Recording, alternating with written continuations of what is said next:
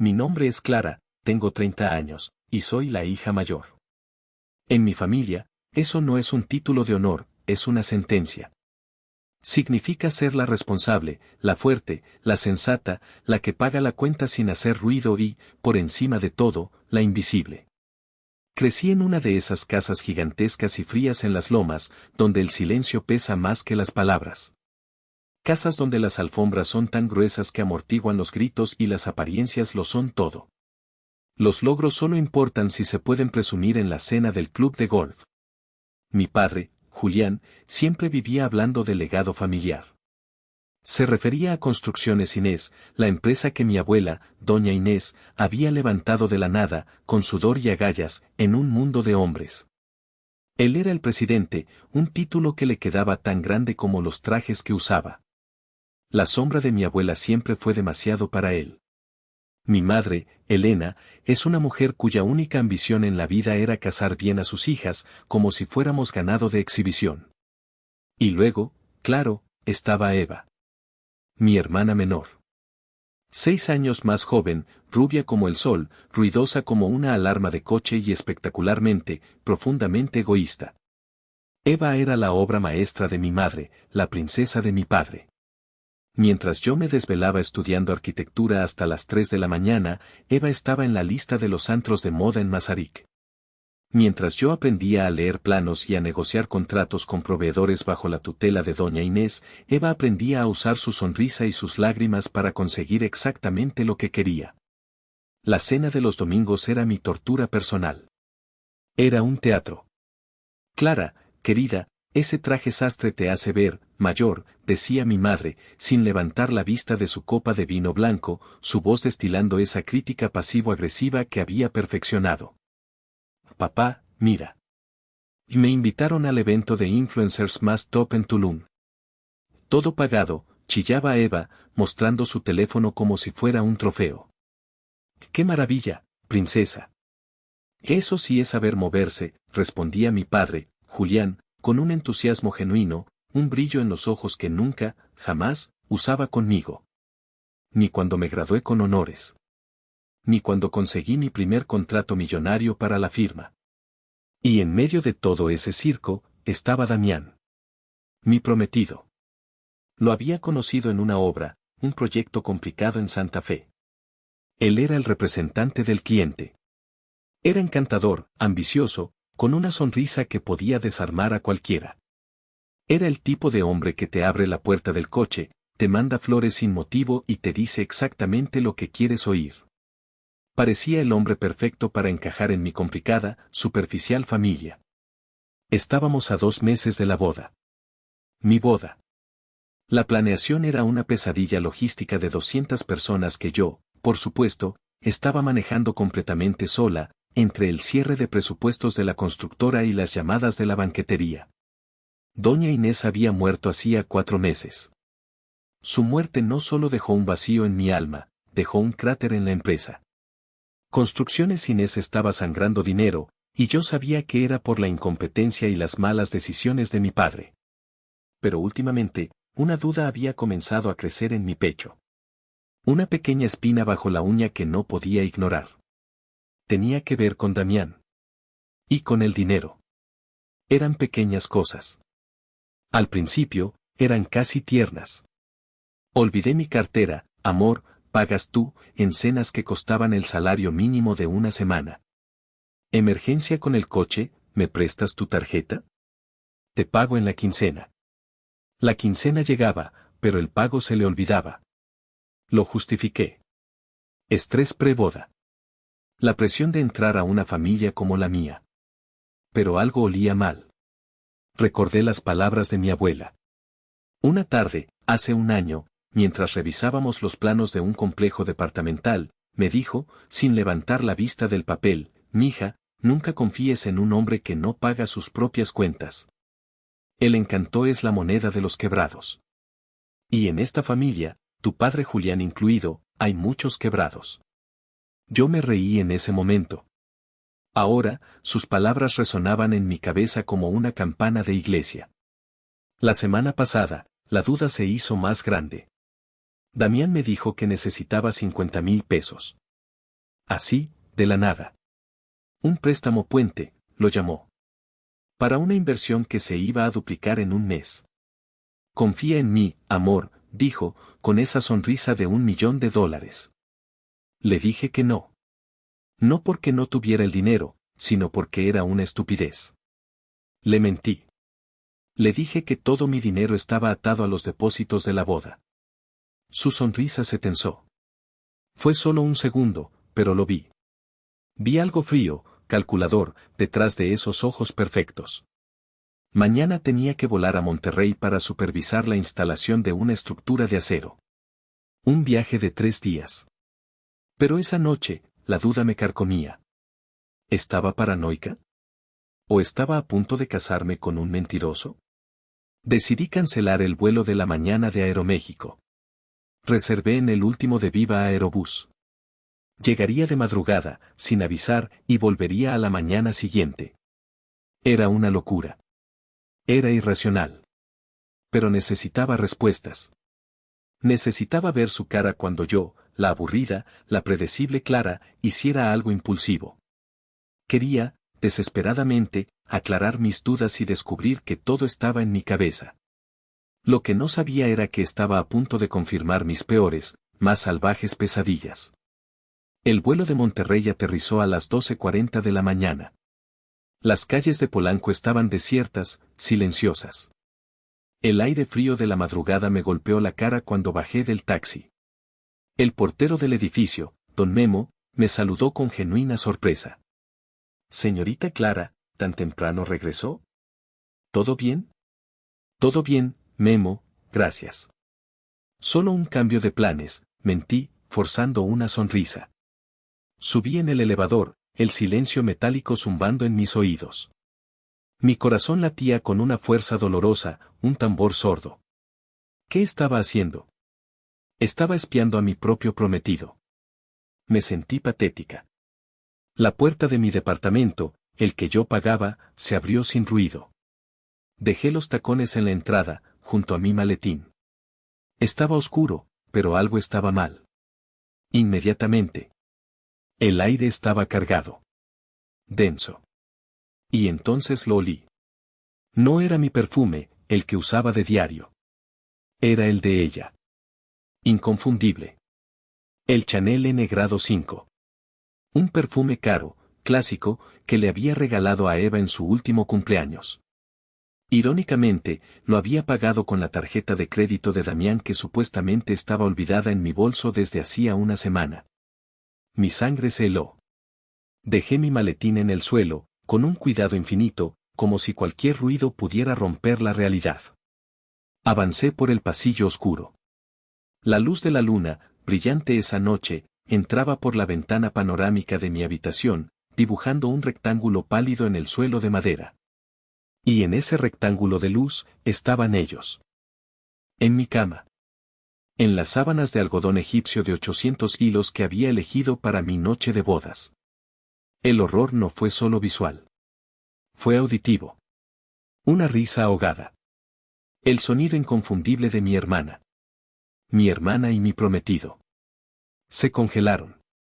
El tiempo se detuvo. Pude ver el pánico puro, animal, en los ojos de Damián, su cuerpo perfecto paralizado. Pero Eva. Eva no pareció sorprendida. Ni asustada. Solo, molesta. Molesta por la interrupción. ¿Qué están haciendo?, logré susurrar. La voz no sonaba como la mía. Sonaba como la de una anciana, rota, hueca. Eva se incorporó, sin molestarse en cubrirse con la sábana. La luz de la luna la hacía ver como un demonio pálido. Me miró con una sonrisa torcida, casi divertida, arrogante. Ops. Creo que llegaste temprano, hermanita. Damián saltó de la cama como si quemara, buscando su ropa interior en la oscuridad. Clara. Clara, por favor, no es lo que parece. Déjame explicarte, por favor. ¿Qué me vas a explicar, Damián? Mi voz temblaba, pero la rabia empezaba a subir, caliente y amarga. ¿Cómo te tropezaste y caíste dentro de ella? ¿2 veces? Clara, mira, no eres tú, soy yo, empezó él, con la frase más patética y cliché del puto mundo. Y entonces, su pánico se convirtió en crueldad. La crueldad del cobarde que es descubierto. Es que... Dios, Clara, eres tan aburrida. Tan predecible. Tan gris. Eva me hace sentir vivo. Aburrida, repetí. La palabra me golpeó más fuerte que una bofetada. Yo pagaba este departamento. Yo manejaba las finanzas de nuestra boda. Yo trabajaba 16 horas al día en la empresa que él esperaba, un día, heredar y dirigir. ¿Eso era ser aburrida? Eva se levantó, con una calma exasperante, y se envolvió en mi bata de seda. Ay, ya, Clara. No hagas un drama. Siempre tienes todo lo mejor, todo lo perfecto. El mejor trabajo, la atención de la abuela. Ya era hora de que yo tuviera algo, ¿no? Y resulta que quería a Damián. Me quedé mirándolos. El dolor era físico. Literalmente. Sentí como si me hubieran clavado cientos de vidrios rotos en el pecho. No solo era la traición de él, un hombre al que, patéticamente, creí amar. Era la sonrisa triunfante de ella. Mi hermana. La sangre de mi sangre, regodeándose en mi destrucción total. Salgan, dije, mi voz ahora plana, muerta. Clara, espera, hablemos. Empezó Damián, acercándose. No me toques, grité. Que se salgan de mi casa. Ahora. Se vistieron tropezando, arrojando ropa, culpándose con la mirada. Eva tuvo el descaro de tomar su bolso Chanel de mi tocador. Pasó junto a mí, su hombro rozando el mío. Y entonces, susurró la frase que lo cambió todo. Siempre te quedas con las obras, Damián. Ya era hora de probar el plato principal. Cuando la puerta se cerró, me derrumbé en el pasillo. No en mi cuarto. No podía entrar ahí. Me quedé ahí, en el suelo frío de la entrada, temblando, hasta que salió el sol. No lloré. Estaba más allá de las lágrimas. Estaba en un lugar de shock frío, absoluto. Mi vida, tal como la conocía, había terminado. No sé cuántas horas pasé en el suelo. El sol empezó a calentar mi cara a través del ventanal. Me levanté como un autómata. Mi cuerpo se sentía pesado, ajeno. Me duché, el agua tan caliente que casi quemaba, pero yo no sentía nada. Me puse un traje sastre negro. ¿A dónde iba a ir? No podía quedarme en ese departamento, en esa cama profanada. Conduje en piloto automático. El tráfico matutino del viaducto era un caos, pero yo estaba en mi propia burbuja de silencio. Estúpidamente, patéticamente, me dirigí al único lugar que conocía como hogar. La casa de mis padres en las lomas. La casa donde crecí. Busqué consuelo. Busqué una madre que me abrazara y me dijera que todo estaría bien. Busqué un padre que quisiera matar al cabrón que me había hecho eso. Encontré un tribunal. Entré sin saludar. Mi madre, Elena, estaba en la sala, tomando café y leyendo el Reforma. Cuando me vio, su primera reacción no fue de preocupación, sino de fastidio. Clara, qué desarreglada te ves. Esas ojeras. ¿Qué te pasó? Pareces un fantasma. Eva, logré decir. Eva y Damián. Anoche. En mi cama. En mi departamento. La taza de porcelana de mi madre tembló.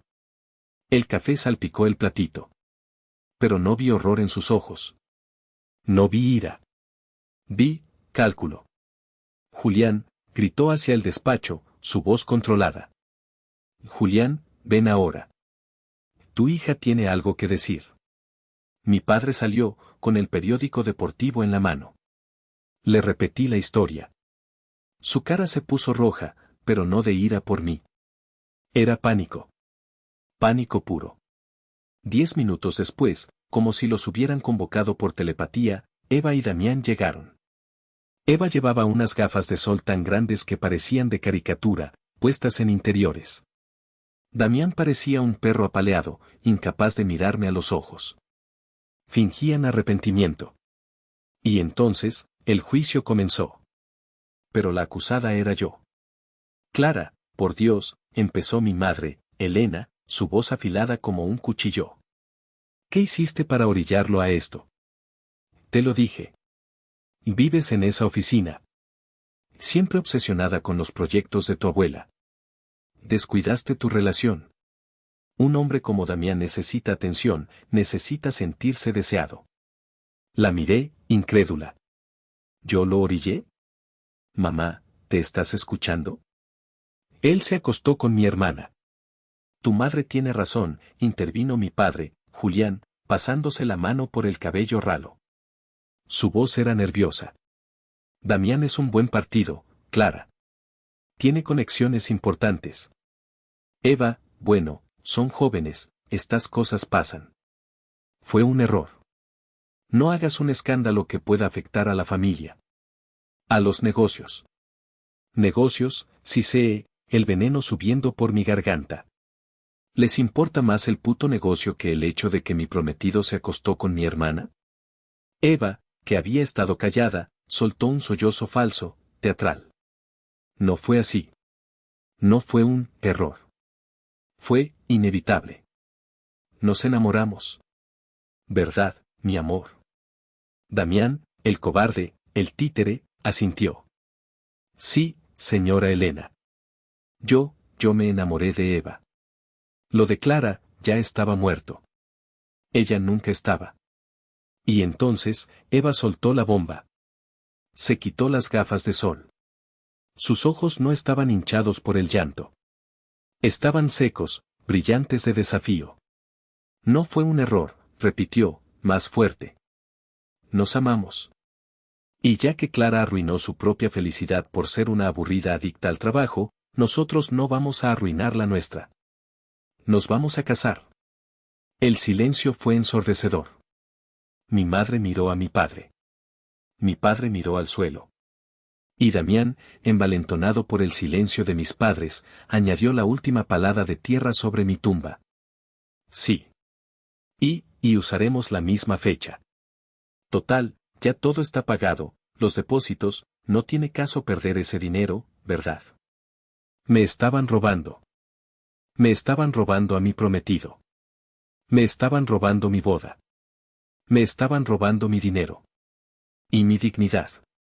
Y mis padres. Mis propios padres. Lo estaban permitiendo. Me eché a reír. Una risa seca, horrible, que me dolió en la garganta y me supo a sangre.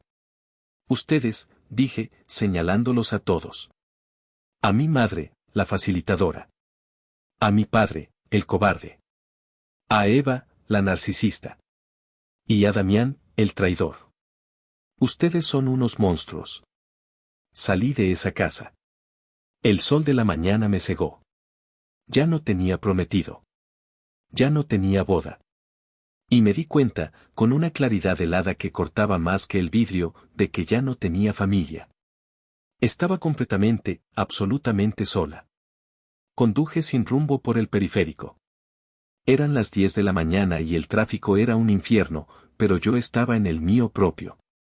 Cada claxon era un grito. Cada semáforo en rojo, una eternidad para revivir la sonrisa de Eva y la cobardía de Damián. Mis manos temblaban tanto sobre el volante que tuve que orillarme en un acotamiento. Terminé, como siempre terminaba cuando el mundo se caía, en el único lugar seguro que me quedaba, el departamento de Lucía en la Condesa. Lucía es mi mejor amiga desde la universidad. Es todo lo que yo no soy, ruidosa, impulsiva, ferozmente leal y con un detector de idiotas que funcionaba al 100%. Toqué el timbre. Cuando abrió la puerta, yo todavía estaba en el traje sastre negro del día anterior, con el maquillaje corrido y los ojos secos de tanto ardor. No tuve que decir nada. Ella me miró, sus ojos oscuros viajaron de mi cara a mi maletín, y supo. Fue Damián, dijo. No fue una pregunta. Y Eva, susurré. Hijo de su, dijo, y me jaló hacia adentro, cerrando la puerta al mundo. Me derrumbé.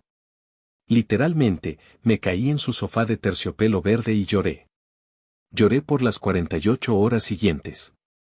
No fue un llanto bonito. Fue un llanto feo, animal, gutural.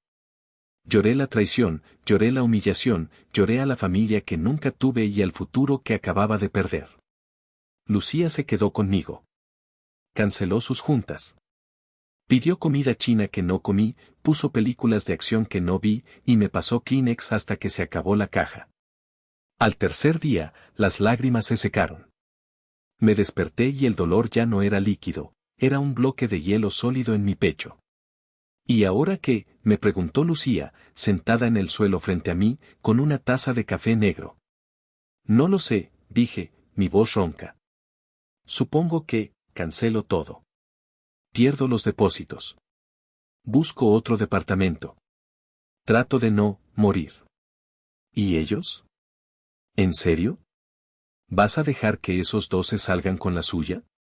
¿Vas a dejar que se casen con tu boda, pagada con tu dinero? ¿Qué puedo hacer, Lu? ¿Pelearme con Eva en el lodo como ella quiere? Ya ganaron. Tienen el apoyo de mis padres. Tienen todo. No, dijo Lucía, sus ojos oscuros fijos en los míos. Ganaron una batalla, Clara. Pero tú tienes el legado de doña Inés. Tú tienes el cerebro. Ellos solo tienen descaro. El dolor estaba dando paso a algo más. Algo frío y pesado. Ira. Una ira calculadora. ¿Por qué, Lucía?, susurré, más para mí que para ella? ¿Por qué Damián haría esto? ¿Tanto me odiaba? ¿Tan aburrida soy?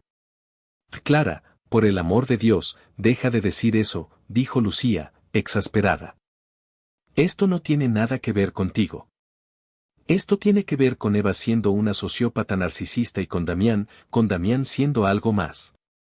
Me senté derecha. El bloque de hielo en mi pecho se sintió más nítido. Tiene problemas de dinero. Lucía levantó una ceja. ¿Qué? Tiene problemas de dinero, repetí, más fuerte. Mi mente analítica, la mente de la arquitecta, empezó a funcionar. Lo sé. Lo sentí. Las tarjetas, los préstamos, las cenas que olvidaba pagar. La inversión de 50,000 pesos que me pidió la semana pasada. No fue una petición, Lu. Fue una prueba. Lucía se quedó callada.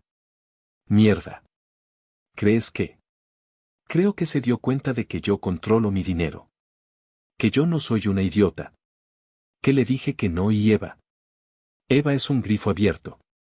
Papá le da todo lo que pide. Creyó que estaba cambiando a la hermana, aburrida, por la hermana, rica. El muy imbécil. Necesitamos saberlo, dijo Lucía, su mente trabajando rápido.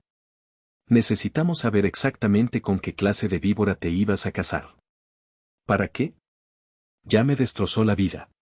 No, Clara, dijo, tomando mi mano. Para que no te destroce el futuro. Tienes que saber si hay deudas a tu nombre. Tienes que saber si estás legalmente enredada con él. Y sí, añadió con una sonrisa maliciosa, un poco de venganza tampoco hace daño. Se lo merecen. Me sequé las últimas lágrimas. Mi columna vertebral, esa que doña Inés me ayudó a construir, se enderezó. Ya no era la víctima. Era una arquitecta, y mi nuevo proyecto era la demolición. Quiero la verdad, dije, mi voz dura como el acero. Quiero saber cada centavo que debe. Quiero saber cada mentira que dijo. Quiero saber quién es el imbécil con el que casi me caso. Y luego, quiero que pague. Esa es mi chica, dijo Lucía, sacando su teléfono. Conozco a un tipo. Un investigador privado. Es bueno, es caro, pero es el mejor. Y es discreto. Hazlo, dije. Págalo. Consigue todo. No por venganza, Lucía. Me miró, escéptica. Bueno, no solo por venganza. Por protección. Necesito saber a qué me enfrento. El plan había comenzado. Pasó un mes. Un mes que viví en una especie de limbo gris. Me mudé oficialmente al departamento de huéspedes de Lucía. Vendí los muebles de mi antiguo departamento, no podía soportar verlos. Volví al trabajo en Construcciones Inés. Fue el infierno en la tierra. Me sumergí en los planos y los presupuestos, el único lugar donde las cosas tenían sentido. Las líneas eran rectas, los números cuadraban. Mi padre Julián, cobardemente, me evitaba en la oficina. Me mandaba memos a través de su secretaria, una mujer que ahora me miraba con una lástima que me hacía querer gritar. Yo sabía que la empresa se estaba hundiendo por sus malas decisiones, y ahora yo era un recordatorio andante de la moralidad que él había decidido ignorar por completo. Los chismes en la oficina eran insoportables. La gente susurraba cuando yo pasaba por el café. Pobre Clarita, escuché un día. La cambiaron por la modelo de Instagram. Apreté la mandíbula, me serví mi café negro y seguí trabajando. En casa, o más bien, en casa de Lucía, mi vida era una rutina de investigación. El investigador privado resultó ser una mina de oro. Cada noche, Lucía y yo revisábamos sus informes como si fueran guiones de una película de terror. Las deudas de Damián eran peores de lo que pensaba. Y entonces, llegó el sobre. Era grueso, color marfil, elegante. Lo reconocí al instante. Era el papel italiano texturizado que yo había elegido. La caligrafía en tinta dorada que yo había comisionado. No llegó al departamento de Lucía. Llegó a la oficina. Mi padre se lo dio a su secretaria para que me lo entregara. Una bofetada pública, un acto de cobardía final. Llegó esto para ti, Clara, dijo la secretaria, sin mirarme a los ojos. Lo tomé. Pesaba 1 tonelada. Lucía estaba conmigo esa noche, habíamos pedido sushi. Vio el sobre en la barra de la cocina. ¿Qué es eso? La invitación, dije, mi voz plana. La abrí con manos temblorosas. Ahí estaba. Mi boda. Mi jardín de ensueño en Cuernavaca. Mi banquete de 5 tiempos.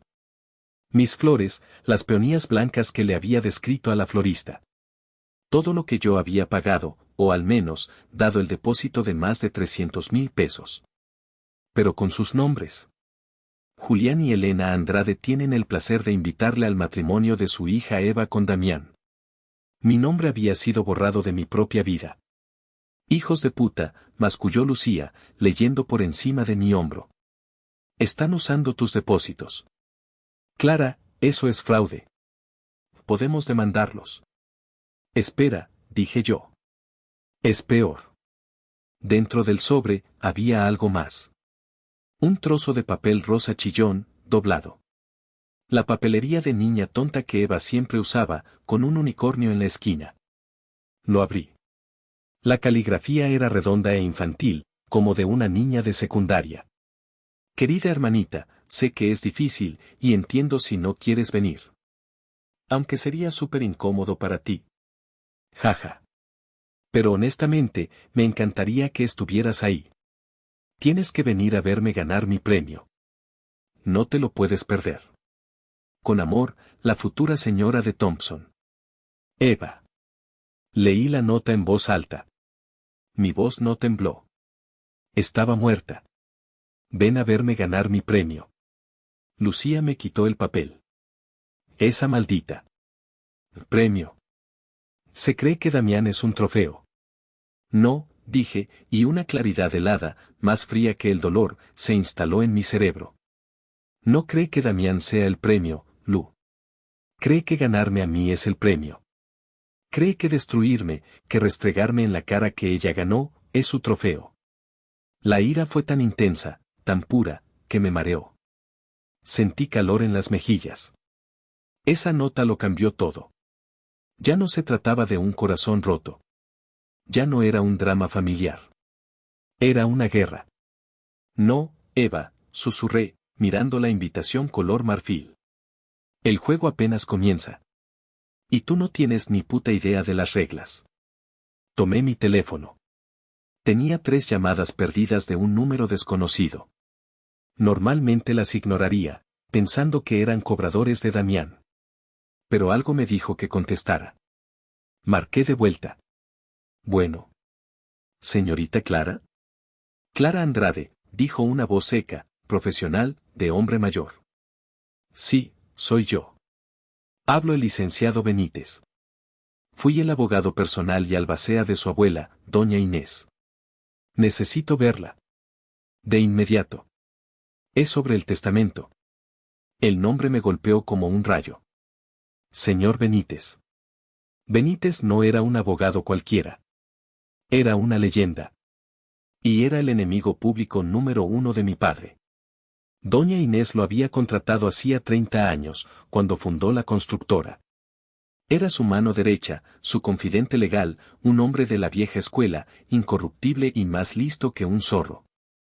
Cuando mi abuela murió, lo primero que hizo mi padre Julián, en su nueva estupidez de presidente, fue intentar despedirlo.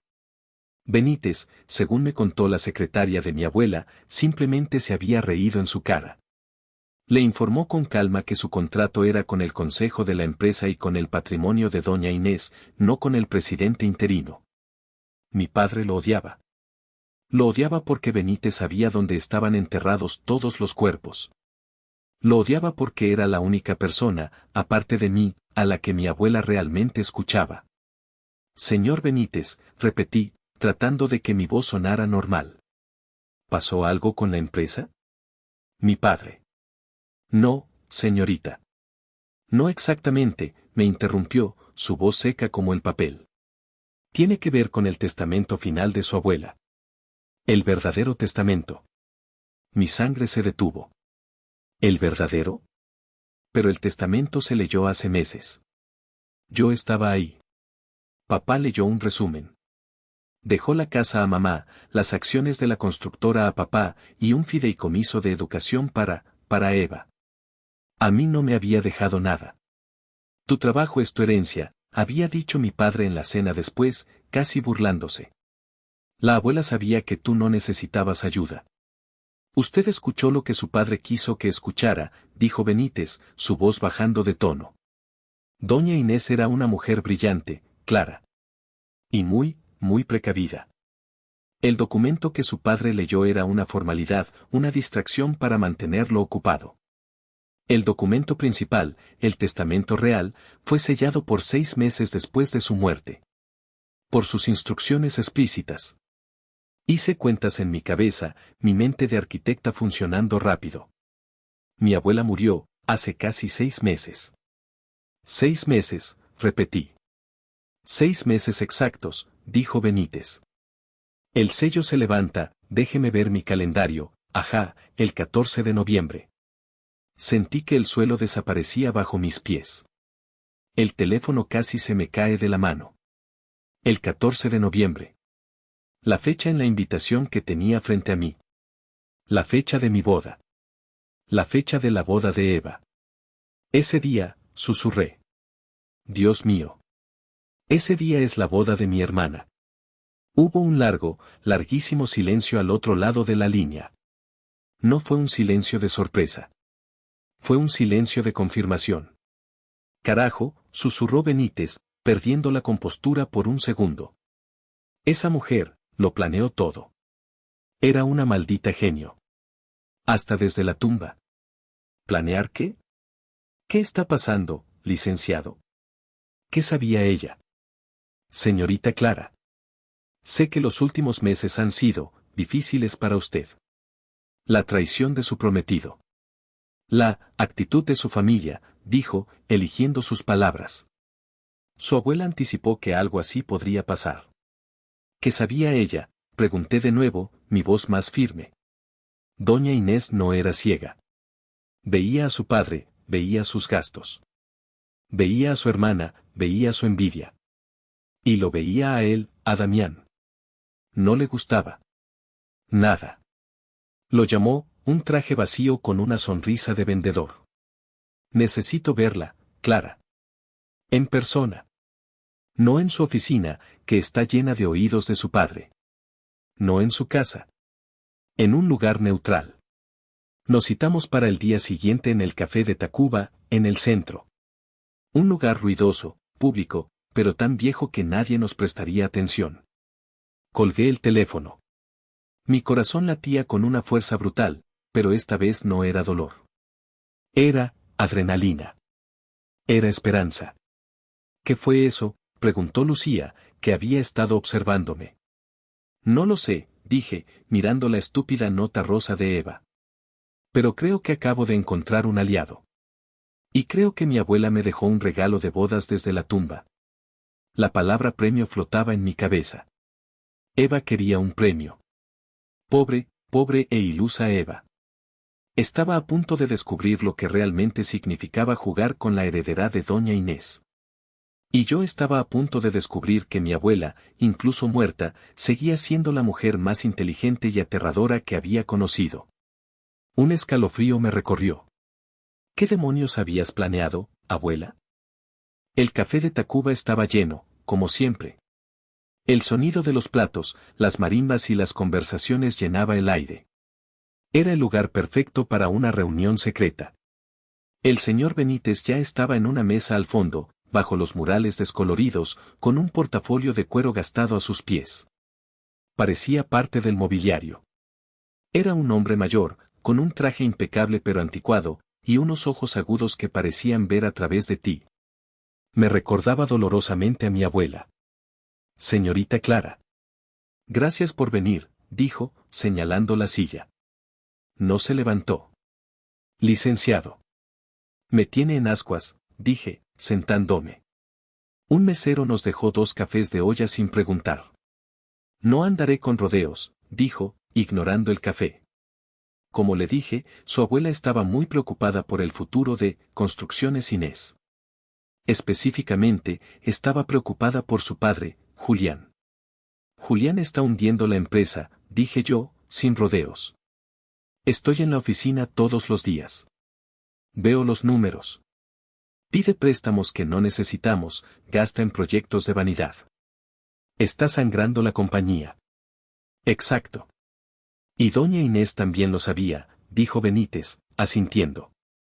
Por eso, el testamento que su padre leyó era una farsa. Una distracción para mantenerlo ocupado y feliz. El testamento real es este. Abrió el portafolio y sacó un documento grueso, un tomo legal, sellado con un lacre rojo que tenía el escudo de su notaría. Rompió el sello frente a mí. El sonido fue como un disparo ahogado. Su abuela, empezó Benítez, puso el 78% de las acciones de Construcciones Inés, así como todas las propiedades inmobiliarias asociadas, edificios, terrenos, la Casa de las Lomas. En un fideicomiso irrevocable. Hizo una pausa, me miró fijamente. El valor total de ese fideicomiso, a día de hoy, asciende a poco más de 200 millones de pesos. El café se me atoró en la garganta. 200 millones. Esa era una cifra que ni yo conocía. Mi abuela había estado comprando propiedades en secreto durante años. ¿Y quién hereda ese fideicomiso?, pregunté, aunque mi corazón ya estaba gritando la respuesta. El fideicomiso se disuelve y entrega todos los activos, el control total de la empresa y todas las propiedades, a un solo beneficiario, usted, Clara Andrade. Me recargué en la silla. 200 millones. Pero, dijo él. Ahí estaba el pero. Siempre hay un pero. Pero hay condiciones. Estrictas. Doña Inés pasó el último año de su vida redactándolas conmigo. Como le dije, era una mujer estratégica.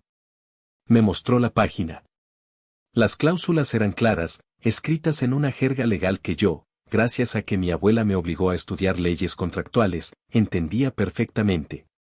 La cláusula de soltería, al momento de la lectura, es decir, el 14 de noviembre, la beneficiaria, Clara, debía estar legalmente soltera, viuda o divorciada.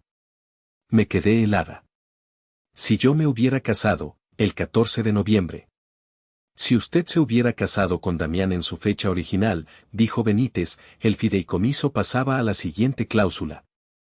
La cláusula de matrimonio, o, si la beneficiaria estuviera casada en esa fecha, su cónyuge debía ser aprobado por el consejo directivo, un consejo de 5 personas leales a Inés, no a mi padre. Basándose en una investigación exhaustiva de solvencia financiera y carácter moral. Ella lo sabía, susurré. Sospechaba de Damián. Y no habría aprobado, dijo Benítez. Su abuela sospechaba que ese hombre era un fraude. Pero no tenía pruebas. Así que le dio una opción, heredar soltera, o arriesgarse a perderlo todo si se casaba con el hombre equivocado. Pero había más. Una tercera cláusula. Una que no era sobre mí. Era sobre Eva.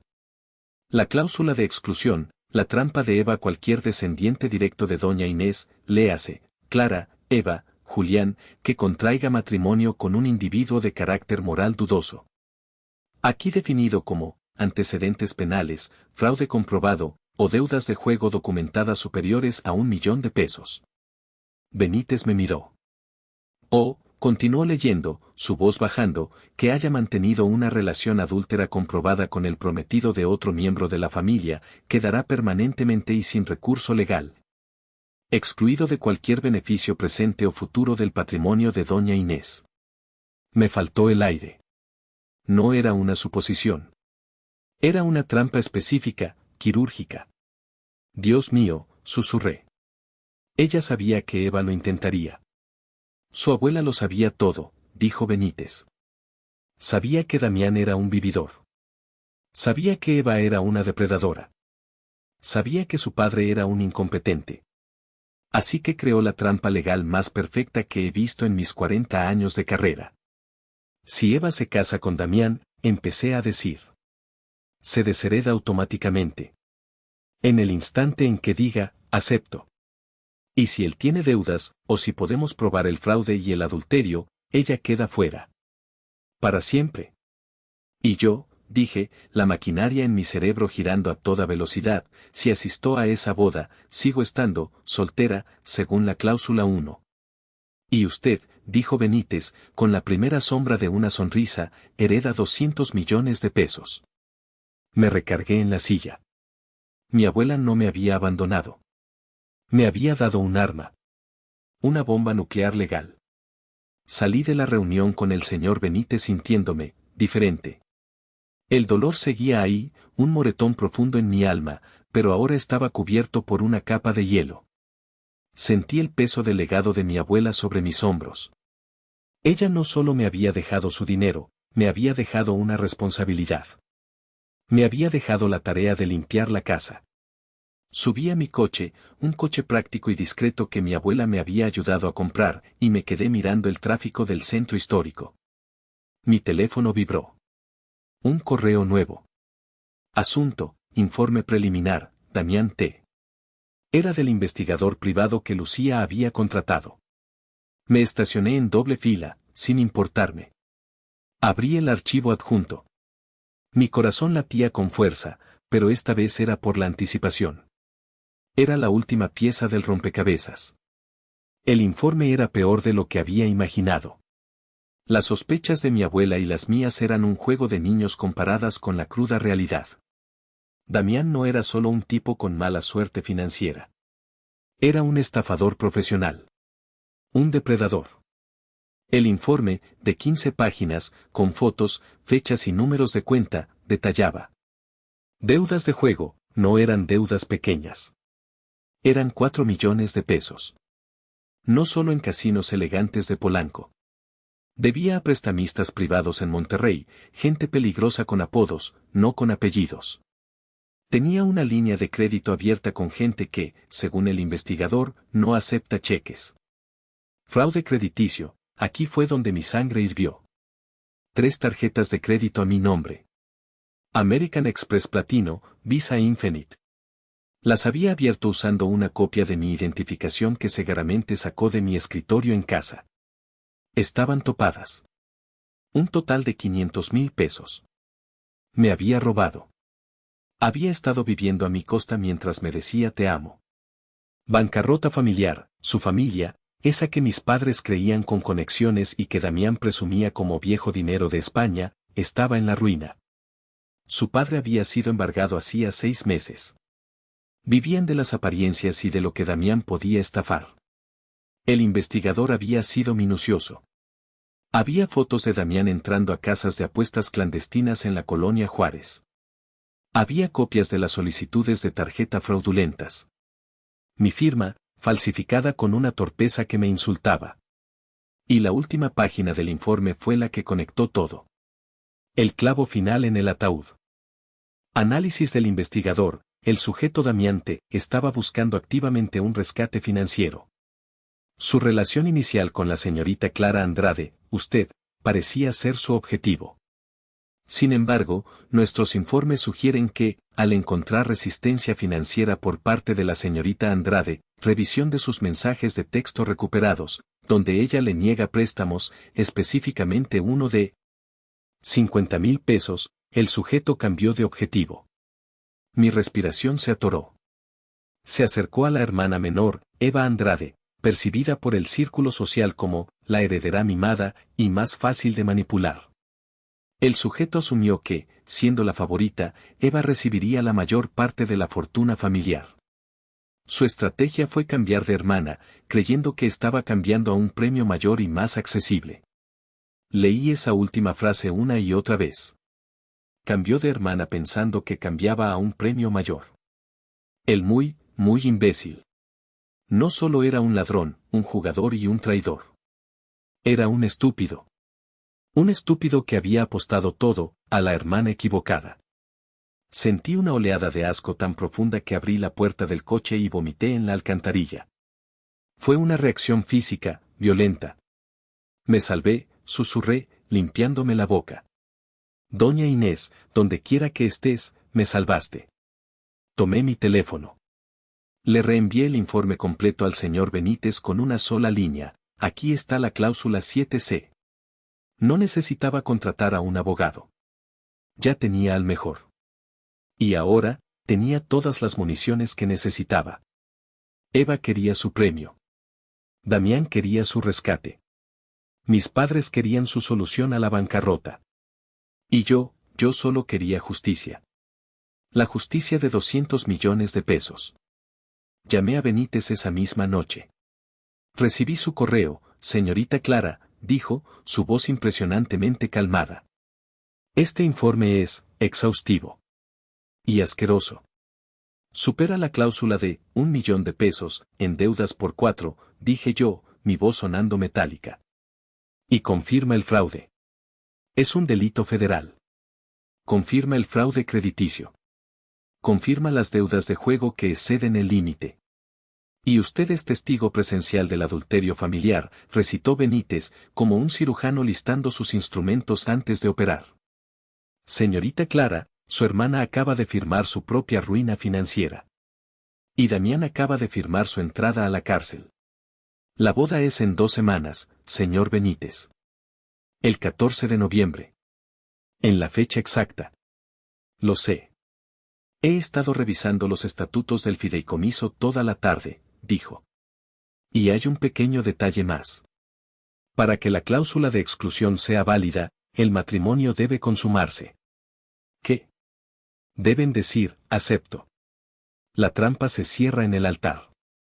En el momento en que el sacerdote o juez los declare marido y mujer, la cláusula se activa, Eva queda desheredada. Y para que la lectura del testamento y la transferencia de bienes a usted sean válidas, la beneficiaria principal, o sea, usted, debe estar presente. ¿Tengo que ir?, pregunté, y el solo pensamiento me revolvió el estómago. Usted debe asistir, dijo Benítez, y por primera vez, casi pude oír una sonrisa en su voz. Es legalmente imperativo que usted esté presente cuando se lean los términos ante los testigos. Es decir, los 200 invitados. La venganza y la justicia se habían alineado en un solo punto. El universo, o más bien, mi abuela, me estaba dando la oportunidad más teatral y perfecta de cerrar este capítulo. Estaré ahí, licenciado. Supongo que tengo una invitación, dije, mirando el sobrecolor marfil. Por supuesto. Yo también asistiré. Representando los intereses de doña Inés. Llevaré los documentos originales. Y, tomaré la libertad de notificar a las autoridades correspondientes sobre el señor Damián. Quizás quieran hacerle unas preguntas después de la ceremonia. Haga lo que tenga que hacer, licenciado. Colgué el teléfono. Fui a mi closet. Había recogido mis cosas de mi antiguo departamento, la mayoría las había donado. Pero había guardado una cosa. En el fondo, en una bolsa de tintorería opaca, estaba el vestido. Mi vestido de novia. El Versace blanco perla que había costado una fortuna que Damián no tenía. El vestido que había elegido con tanta ilusión, con mi abuela a mi lado, antes de que enfermara. Te ves como una reina, mija. No una princesa. Una reina, me había dicho. Lo saqué. La seda era fría al tacto. Lo colgué en la puerta. Lucía entró en la habitación. Yo estaba pasando las últimas noches en mi antiguo cuarto de niña en casa de mis padres, empacando las últimas cosas de mi infancia, cortando los últimos lazos. Lucía me había acompañado para que no estuviera sola. ¿Qué es eso?, preguntó Lucía, viendo el vestido. Es mi vestido de novia. Clara, no. Vas a quemarlo, ¿verdad? Eso es demasiado cliché. Dónalo. No, dije, pasando los dedos por los intrincados bordados. No lo voy a quemar. Recordé la sensación de comprarlo. La alegría. La esperanza. Todo eso estaba muerto. Damián y Eva lo habían matado. Me giré para verla. Y por primera vez en un mes, sonreí. Una sonrisa fría, aguda, que no llegó a mis ojos. ¿Qué harás, Clara? ¿Qué demonios vas a hacer? Iré a esa boda, lo iré a ver a Eva ganar su premio. Y me voy a poner mi maldito vestido. Lucía se tapó la boca. No mames, Clara. Y vas a desatar la Tercera Guerra Mundial. Exactamente, dije. Mi abuela empezó la guerra. Yo solo la voy a terminar. Gracias por haber llegado hasta aquí conmigo. Esta historia apenas está llegando a su punto más intenso. Si estás sintiendo la rabia y la adrenalina que yo sentí, por favor, dale un like a este video, y si no lo has hecho, suscríbete al canal para que no te pierdas la conclusión de esta locura. Me encantaría saber desde qué ciudad del mundo estás escuchando esto. Deja el nombre de tu ciudad en los comentarios. Cada comentario ayuda a que esta historia llegue a más personas que, quizás, necesiten un poco de justicia en sus vidas. Gracias por tu apoyo.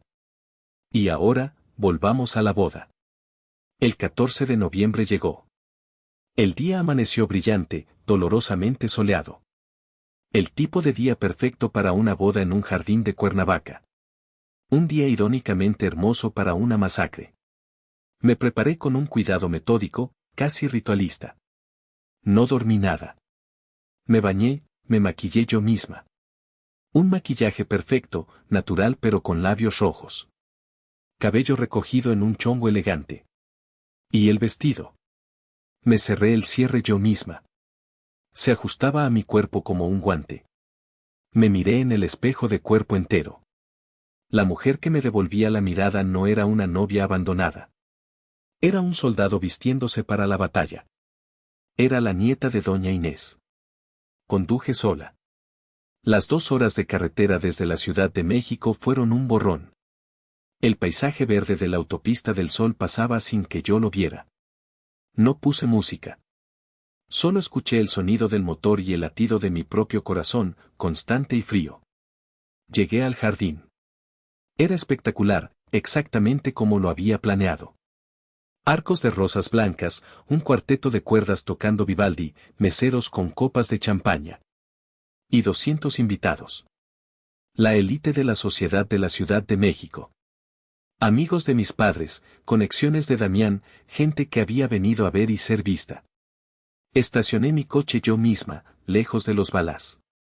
Tomé mi bolso, donde llevaba una copia del informe del investigador. Y salí. El efecto fue instantáneo. El cuarteto de cuerdas desafinó. Una violinista soltó una nota agudísima, como un chillido. Las conversaciones se detuvieron a mitad de una frase. 200 cabezas, adornadas con tocados y sonrisas falsas, se giraron al unísono. Había llegado la novia equivocada. Los susurros se convirtieron en un zumbido, como un enjambre de abejas. ¿Es Clara? ¿Es el mismo vestido? ¿Por qué está vestida de blanco?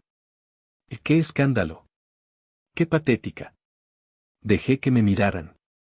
Caminé con la cabeza en alto, mis tacones hundiéndose ligeramente en el césped perfecto. No estaba llorando.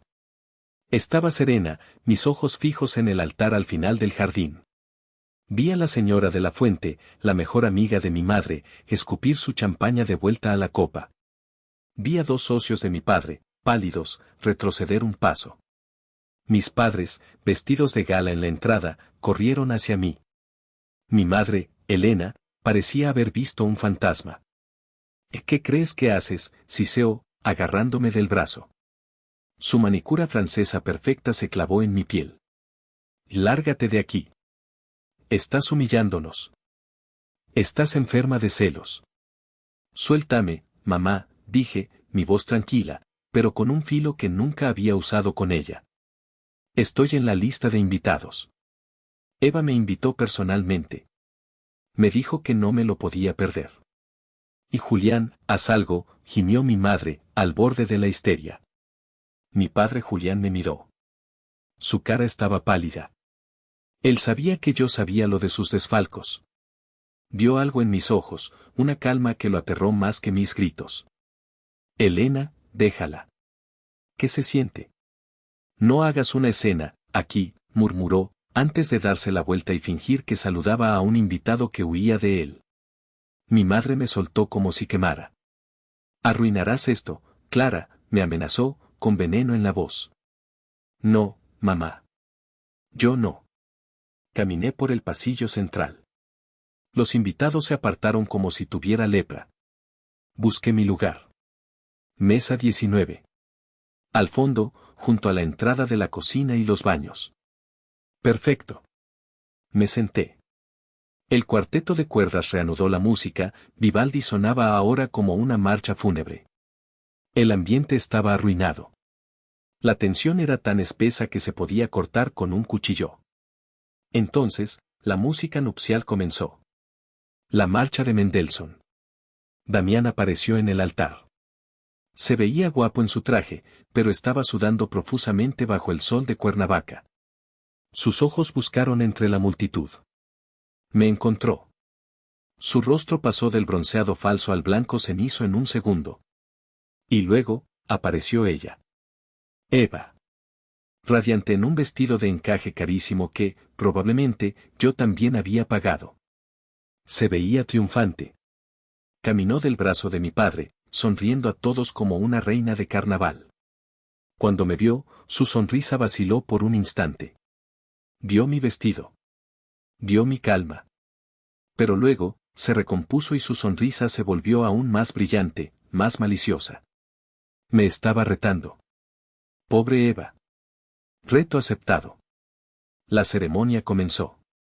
El sacerdote, Monseñor Aguilar, un hombre mayor que nos conocía desde niñas y había bautizado a Eva, parecía profundamente incómodo. El aire estaba cargado. Podía sentir los 200 pares de ojos rebotando entre Eva, resplandeciente en el altar, y yo, el fantasma de blanco en la última fila. Damián no podía dejar de mirarme. Su nerviosismo era evidente. Se limpiaba el sudor de la frente cada 30 segundos. Eva, furiosa, le dio un codazo discreto para que dejara de hacerlo. Monseñor Aguilar aceleró la homilía, saltándose párrafos enteros sobre el amor y la paciencia. La ironía era palpable. Quería terminar e irse de ahí. Pero, por supuesto, Eva no se lo iba a poner fácil. Habían escrito sus propios votos. Eva fue primero. Tomó las manos de Damián y su voz sonó alta y clara, practicada para la audiencia, como si estuviera en un escenario. Damián, comenzó, su voz goteando una emoción falsa que me revolvió el estómago. Llegaste a mi vida como un huracán. Me rescataste. Me viste a la verdadera yo, cuando nadie más lo hizo. Me mostraste lo que es el amor verdadero. Hizo una pausa dramática.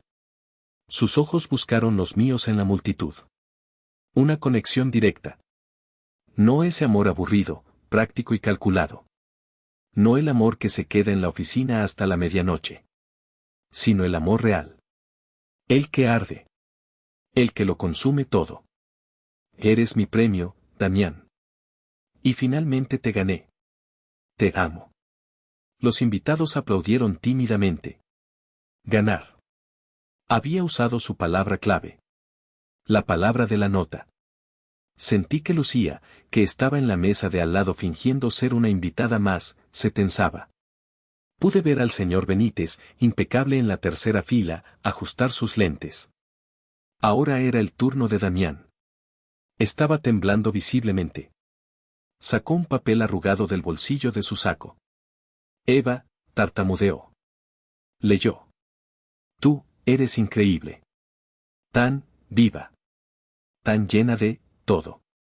Cuando estoy contigo, yo. Se le secó la boca. Miró a mi padre, que le hizo un gesto de ánimo. Luego me miró a mí, sus ojos llenos de pánico. Luego miró a Eva. Contigo, tragó saliva, sé que mi futuro está, asegurado. Asegurado. Tuve que morderme el interior de la mejilla para no reírme. El muy imbécil. El pendejo ni siquiera podía disimularlo. No estaba pensando en el amor, estaba pensando en los 200 millones de pesos que creía que Eva, la princesa, heredaría. Estaba pensando en cómo aseguraba el pago a sus prestamistas. La ironía era deliciosa. El sacerdote sonrió, ajeno a todo. ¡Qué palabras tan hermosas! El amor que se siente seguro, el amor que es un premio. Claramente, un amor destinado a ser. Mi estómago se revolvió. Destinado no era la palabra que yo usaría. Condenado era más apropiada. Y ahora, continuó Monseñor Aguilar, procedemos a la unión legal y espiritual de esta pareja. La tensión en mi pecho se apretó. Podía sentir al señor Benítez, sentado 3 filas delante de mí, perfectamente quieto. Era casi la hora. El matrimonio es un vínculo sagrado, dijo el sacerdote, su voz sonando hueca en el jardín. Pero también es un contrato legal. Un compromiso ante Dios y ante la ley. Requiere honestidad, fe y confianza. Damián se secó el sudor de debajo de la nariz. Eva seguía sonriendo, pero su sonrisa se veía un poco tensa. El calor, o quizás, mi presencia, la estaba afectando. Por lo tanto, dijo el sacerdote, su voz resonando en el silencio del jardín, es mi deber preguntar. Este era el momento. Mi corazón golpeaba mi garganta. Si hay alguien presente que conozca algún impedimento legal para que esta unión se celebre, que hable ahora o calle para siempre. El silencio que cayó sobre el jardín fue absoluto. No fue un silencio tranquilo. Fue un silencio pesado, expectante, vibrante. 200 personas conteniendo la respiración. El cuarteto de cuerdas se detuvo. Solo se oía el zumbido de un insecto cerca del altar. Eva, en un acto de pura arrogancia, se giró ligeramente para mirarme. No dijo nada, pero su rostro lo decía todo. Una sonrisa burlona, casi imperceptible, se dibujó en sus labios. Atrévete, perra patética. Me atreví. Me puse de pie. El sonido de mi silla raspando la hierba pareció un trueno. El sonido colectivo de 200 invitados jadeando al mismo tiempo fue como una ráfaga de viento. ¡Oh, oh! Clara, siéntate ahora mismo, gritó mi madre, Elena, desde la primera fila. Su voz fue un chillido agudo de pánico y vergüenza. El sacerdote me miró, pálido, sus ojos abiertos como platos. Disculpe, hija. Ignoré a mi madre. Ignoré a los invitados. Empecé a caminar por el pasillo central. Mi vestido blanco rozando los pétalos de rosa esparcidos en el césped. Cada paso era deliberado. Fuerte. Ya no era la novia abandonada. No era el fantasma. Era la ejecutora. Yo me opongo, dije. Mi voz no tembló. Fue alta, clara y firme. Resonó en todo el jardín gracias al micrófono del sacerdote. Damián retrocedió un paso, como si le hubiera dado una bofetada física. La sonrisa de Eva se borró, reemplazada por una máscara de furia. Señorita Clara, esto es, balbuceó el sacerdote. Esto no es una telenovela. Me opongo, repetí, llegando al frente, parada a unos metros del altar. El sol me daba en la cara. Me opongo. por motivos legales. Tengo documentos aquí que prueban que este matrimonio es un fraude. Y seguridad, gritó mi padre, Julián, poniéndose de pie, su cara roja de ira. ¿Dónde está la seguridad? Sáquenla de aquí. Está loca. Dos guardias del evento empezaron a moverse hacia mí. Pero antes de que pudieran dar 2 pasos, otra voz se alzó. Una voz calmada, con autoridad. Yo le aconsejaría que no hiciera eso, señor Andrade. El señor Benítez se puso de pie desde la tercera fila. Impecable en un traje oscuro, sosteniendo su portafolio de cuero. Padre, dijo Benítez, caminando tranquilamente hacia el altar, pasando junto a los guardias, que se detuvieron. Mi nombre es el licenciado Benítez. Soy el albacea y abogado ejecutor del patrimonio de doña Inés Andrade. Y mi clienta, la señorita Clara, tiene toda la razón.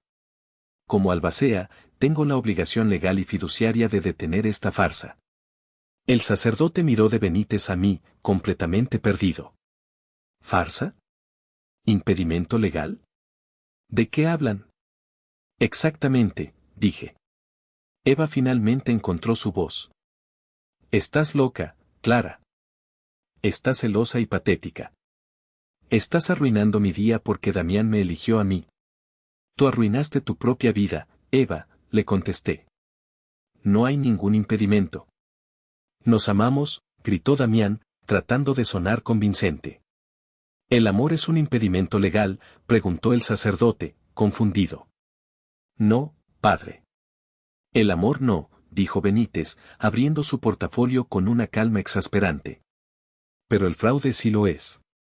Y la bancarrota también. Y el adulterio especificado en un testamento también. Sacó el documento. El testamento original, gordo, sellado con lacre. Padre, dijo Benítez, su voz ahora subiendo de volumen para que todos oyeran. Este matrimonio no puede continuar. Porque en el momento en que usted los declare marido y mujer, la novia, Eva Andrade, se deshereda automáticamente de una fortuna de 200 millones de pesos.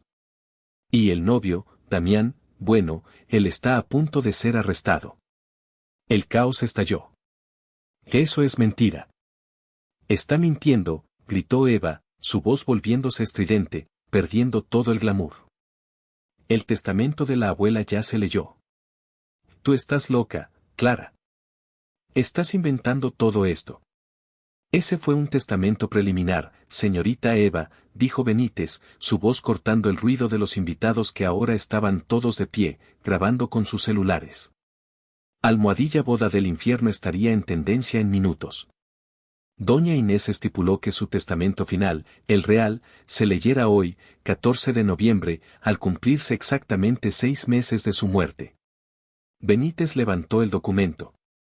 Se volvió hacia la multitud, como un profesor dando una clase. Verán, doña Inés dejó el 78% de su compañía, Construcciones Inés, y un patrimonio total de 200 millones de pesos, a su nieta mayor, Clara Andrade. Un grito ahogado colectivo recorrió el jardín. Vi la cara de mi padre. Blanca.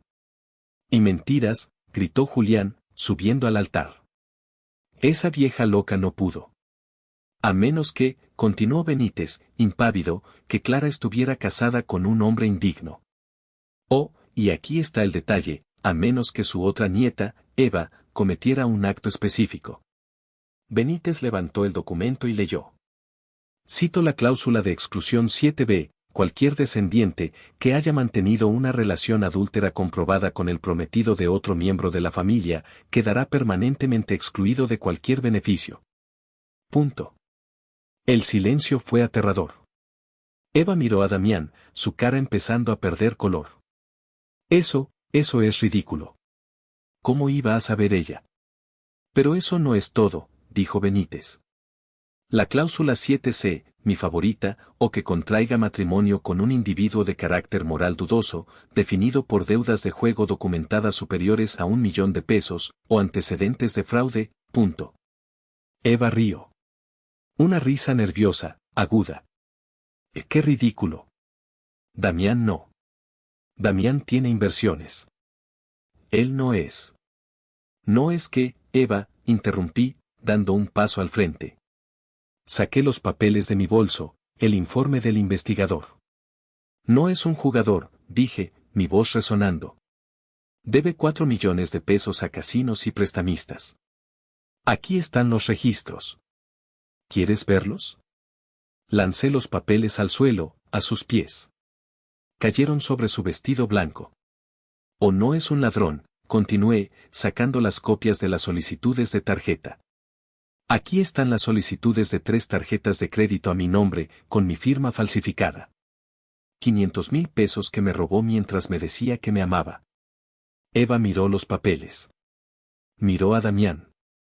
Su rostro pasó del rosa al blanco, y luego a un gris enfermizo. Damián, susurró ella, el horror amaneciendo en sus ojos. Damián, ¿de qué está hablando? Mentiroso. Me dijiste que tenías dinero. Me dijiste que yo era tú. Cállate, Eva, gritó Damián, su fachada rota. Dio los papeles de fraude.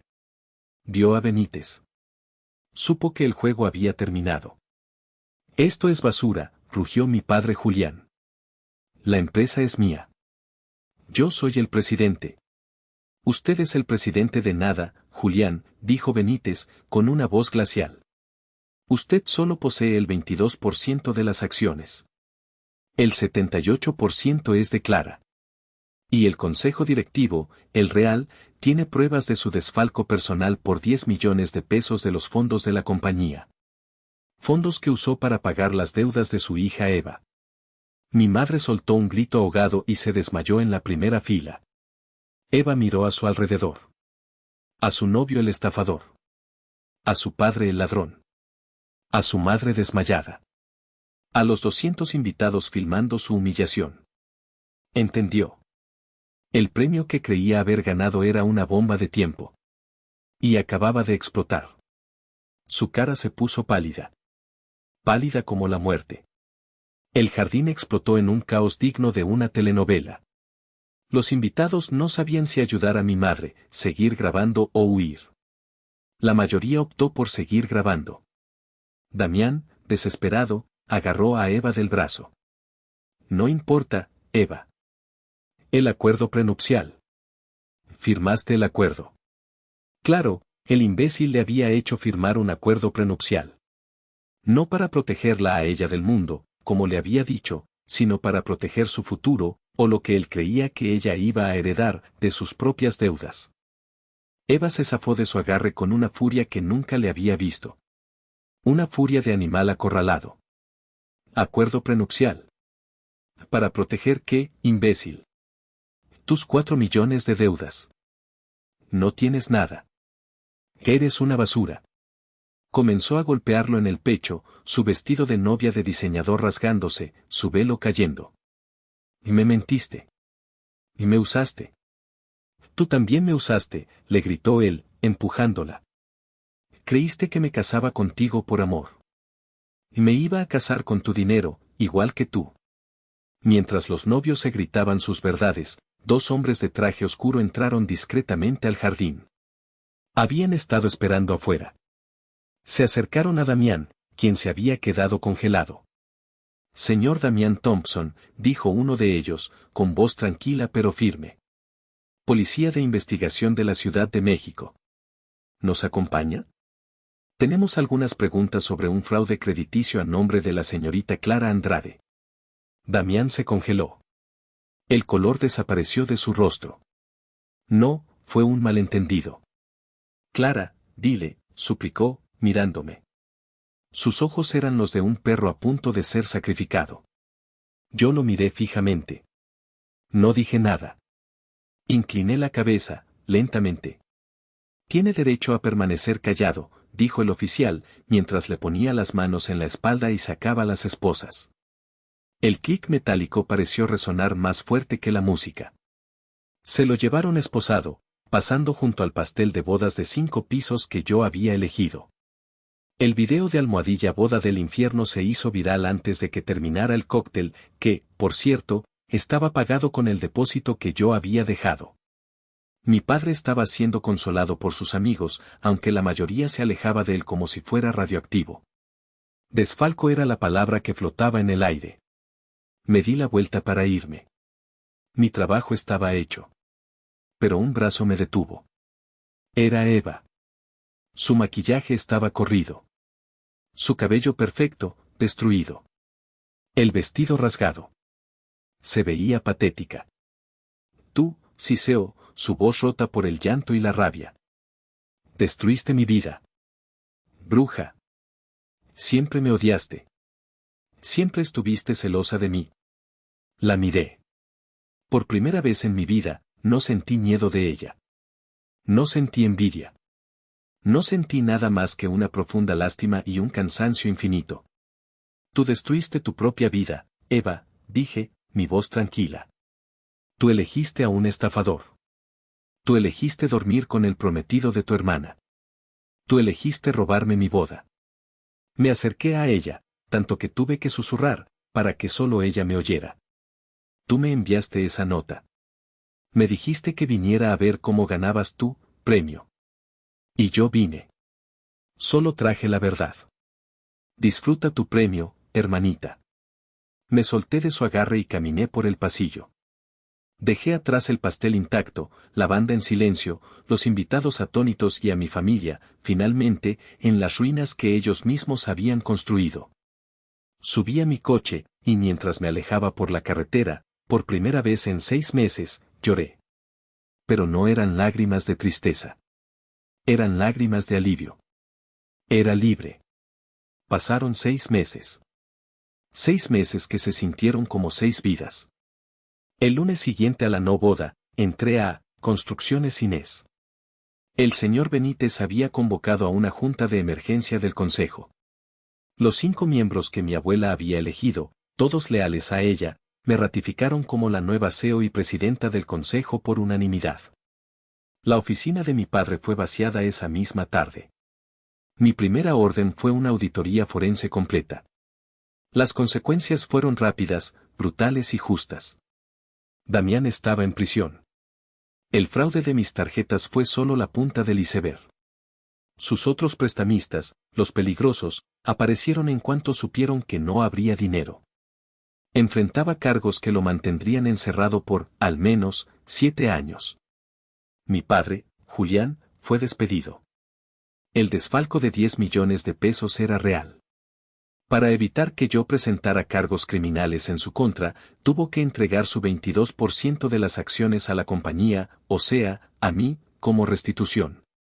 Perdió todo. Él y mi madre tuvieron que vender la casa de las Lomas para pagar deudas. Se mudaron a un pequeño departamento rentado en la colonia del Valle. Mi madre, Elena, tuvo que hacer algo que nunca había hecho en su vida, conseguir un trabajo. Es recepcionista en el consultorio de un dentista. ¿Y Eva? Eva lo perdió todo. Sus amigas de sociedad la abandonaron. Sus proyectos de influencia se secaron, nadie quería patrocinar a la novia del infierno. Sin dinero de papá, sin estatus, sin prometido rico. La última vez que supe, trabajaba de mesera en un Vips en Insurgentes, pagando a duras penas la renta de un cuarto que compartía con otras 2 chicas. La empresa, bajo mi mando, prosperó. Cerré los proyectos vanidosos de mi padre y me enfoqué en los diseños innovadores y sostenibles que doña Inés y yo habíamos planeado. En 6 meses, conseguí el contrato multimillonario que mi padre persiguió por 3 años y fracasó. Mi vida personal también empezó a sanar. Estaba saliendo con alguien. Gabriel. Un ingeniero civil brillante, amable, y lo más importante, financieramente estable y honesto. Lo conocí en una obra, igual que a Damián, pero Gabriel era real. Cuando le conté la historia en nuestra tercera cita, simplemente me tomó la mano y dijo, tu abuela fue una genio. Y tú eres igual de fuerte que ella. Ayer, recibí una carta. De Eva. Me la dejó en la recepción de la oficina. Esperaba una disculpa. Esperaba remordimiento. Recibí veneno. 5 páginas de odio puro. Ganaste, Clara. Tienes el dinero. Tienes la empresa. Lo tienes todo, como siempre quisiste. Espero que te pudras en tus millones. Arruinaste mi única oportunidad de ser feliz. Nunca te perdonaré. Ni una sola vez admitió su culpa. Ni una sola vez mencionó a Damiano la traición. Para ella, yo seguía siendo la villana. Entendí que ella nunca cambiaría. Rompí la carta. Pero esta mañana, mi madre me llamó. Llorando. Clara, por favor. Es tu hermana. La corrieron del VIPS. Está destrozada. No tiene nada. Julián y yo apenas podemos ayudarla. Se va a quedar en la calle. Por favor, dale un trabajo. Algo. De recepcionista en la compañía. Es lo menos que puedes hacer. Eres su familia. Lucía, a quien le conté, casi escupe su café. Estás loca si lo consideras. Y esa víbora intentará apuñalarte por la espalda en el momento en que le des la oportunidad. No le debes nada. Pero la voz de mi madre, rota y desesperada, resuena en mi cabeza. Ya les quitaste todo, Clara, la vas a dejar en la calle. Le quité todo, o ellos mismos se lo buscaron. Ella empezó esta guerra, pero yo la terminé. Ahora, tengo el poder de salvarla o dejarla fracasar sola. ¿Hago mal si la dejo fracasar sola? Gracias por escuchar mi historia hasta el final. Si te ha gustado y quieres más historias de justicia y karma, por favor, suscríbete al canal y dale like a este video. Me ayudaría muchísimo saber tu opinión en los comentarios. ¿Qué harías en mi lugar? ¿Debo darle esa oportunidad a mi hermana, o es hora de que aprenda la lección por las malas? Déjame saber qué habrías hecho tú. Nos vemos en la próxima historia.